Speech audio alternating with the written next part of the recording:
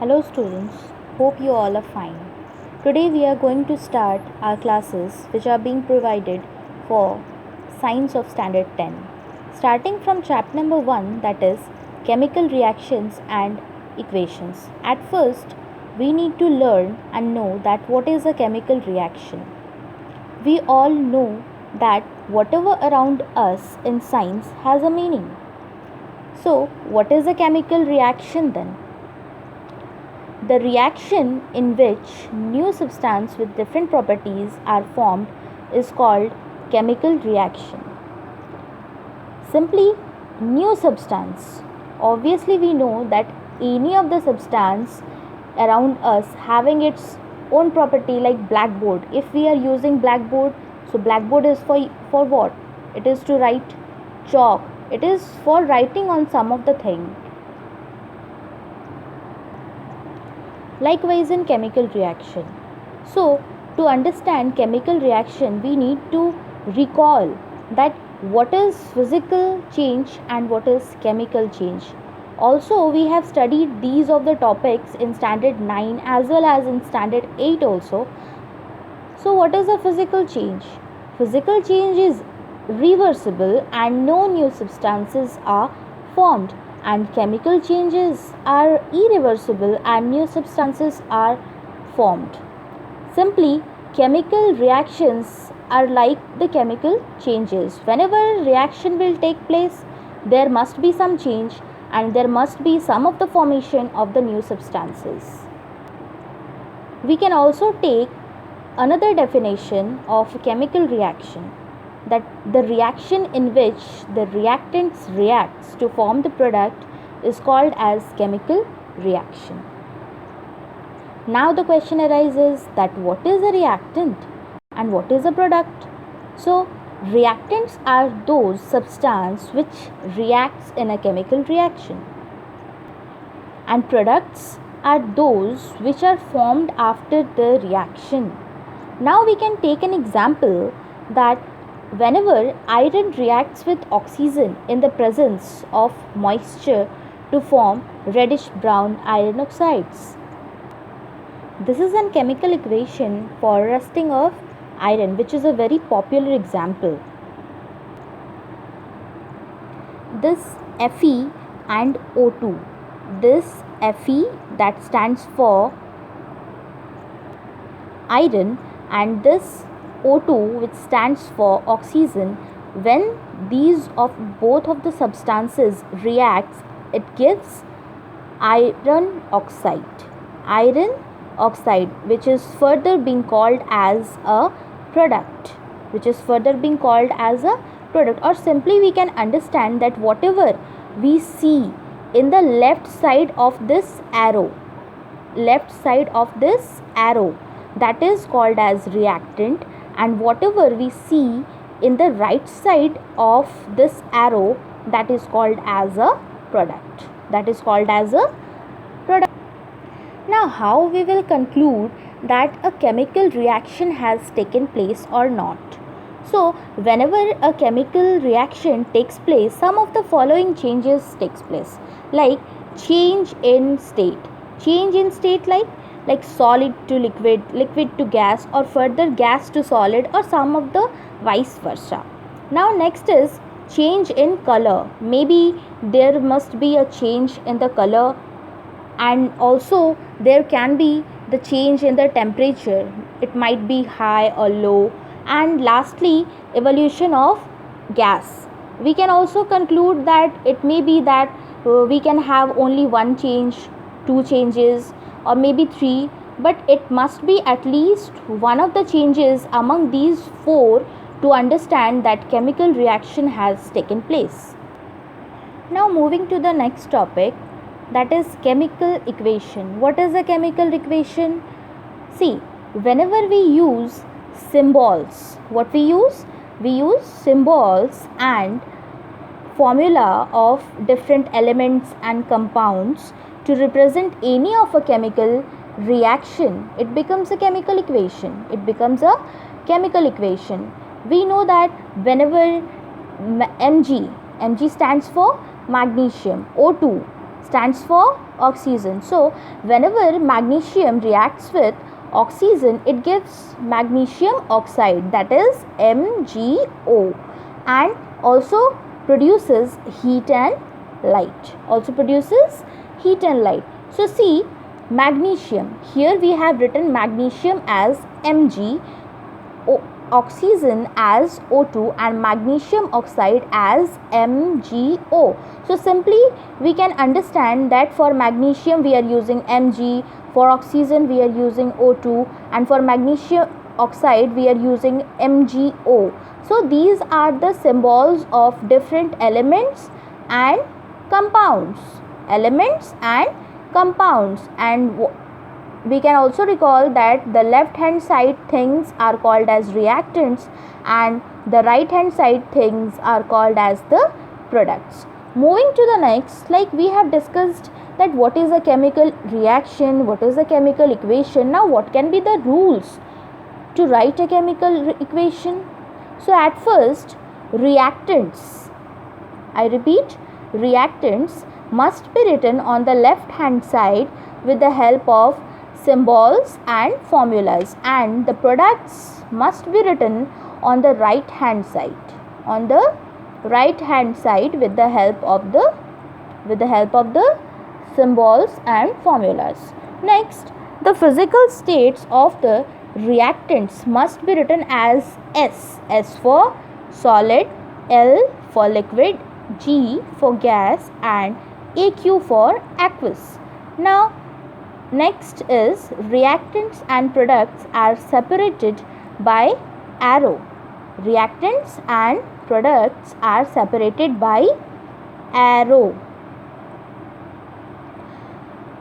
Also we have to write a plus sign.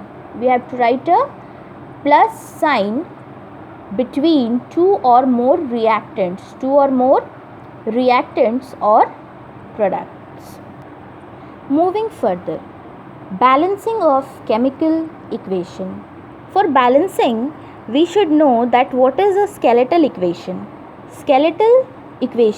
See, the equation which is not balanced is called skeletal equation. Like see here, magnesium, Mg plus O2, that is oxygen, gives magnesium oxide. But there is only one magnesium, there is two oxygen inside the reactant, but in the product side we can see that there is one magnesium but how many oxygen? That is only one. So how it is possible that this is balanced? So we can see that this is an unbalanced, which is simply called as the skeletal equation, means the equation which is not balanced. So for these errors, like to manage the numbers of the elements, we need to balance the chemical equation. So what is a balanced equation? The equation in which the number of atoms of each element on the reactant and the product sides are equal so as to follow the law of conservation of mass. To understand this, I will take my previous example. See, it is very simple that if we will mix 1 kg of rice with 1 kg of grams, so we must get at least 2 kgs of the mixture. But here it is not happening with the oxygen. Here magnesium is 1, oxygen is 2, and in the product side magnesium is 1 and oxygen is also 1. So how is this possible? So here the phenomenon or the fundamental of balancing comes, that we must have equal number of atoms on both sides, in the reactants as well as in the products. So here we will recall about the concept of law of conservation of mass. So what is law of conservation of mass? The total mass of the reactants must be equal to the total mass of the product. That is why we balance every chemical equation. Or we can also state the law of conservation of mass as Mass can neither be created nor be destroyed. But here the mass is getting destroyed, so something error is there, and for this we start balancing the reactants and products, because the number of atoms must be equal in the reactant as well as in the product. So let us see that example, that how we have balanced. Here magnesium was 1, oxygen was 2, and here in product magnesium is 1, so magnesium 1 and 1, that is balanced. But oxygen, here it is in reactant, it is 2, and here it is 1, so that is why we have added here 2. Okay, now if we have added 2 in the in the product side, so we have to add 2 in the reactant side also, so further we will balance the chemical equation. So we have written 2 in the reactant also. Now we can see that magnesium is also balanced, oxygen is also balanced in the reactant as well as in the product, and also it releases heat and light. So next we can take some of the examples of chemical equations in order to balance them. First example is that iron Fe reacts with water to give Fe3O4 plus H2. Now we can see that in the reactant side Fe is 1, but in the product side Fe is 3. So simply we can add here 3 Fe. So iron and iron both are balanced. Now we will move to the number of oxygen. See, here oxygen in the product side is 4, but in the reactant side is 1. So we can add here 4. Now 4 oxygen and 4 oxygen in the product as well as in reaction, both are balanced. Now moving to the number of hydrogen atoms. See, in the reactant it is 4 into 2, that is 8, but in case of your product we are having only 2 atoms, so we have to make it balanced. So 4 into 2, that is here 8, and here 2 is already there, so what can we write? We can also write here 4 in order to balance. Now we can check 3 Fe, 4 oxygen,